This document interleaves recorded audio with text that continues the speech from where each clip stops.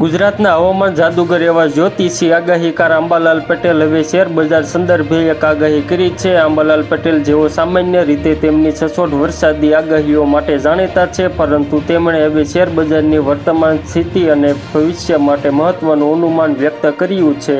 વૈશ્વિક અસ્થિરતા વચ્ચે શેર બજારમાં રોકાણ કરનારાઓ માટે આ આગાહી ખૂબ જ મહત્વની સાબિત થઈ શકે તેમ છે। રોકાણકારો માટે આગામી થોડા મહિનાઓ કસોટી ભર્યા રહી શકે છે। અંબાલાલ પટેલની આગાહી મુજબ મે મહિના સુધી બજારમાં કોઈ એક દિશા પકડવી મુશ્કેલ છે। સ્થિતિ એવી રહે છે કે એક દિવસ બજાર ઉપર જશે તો બીજા 2 દિવસ નીચે આવશે।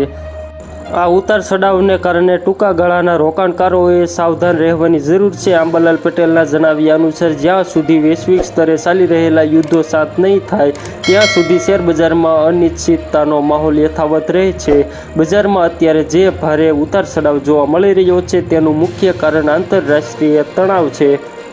જો તમે શેર બજારમાં લાંબા ગાળા માટે રોકાણ કરવાનું વિચારી રહ્યા હોવ તો અંબાલાલ પટેલના મતે મે મહિના બાદ સ્થિતિમાં સુધારો જોવા મળી શકે છે। મે મહિના પછી બજારમાં સ્થિરતા આવશે અને ત્યારબાદ જ લાંબા ગાળાની મજબૂત તેજી જોવા મળે તેવી શક્યતા છે।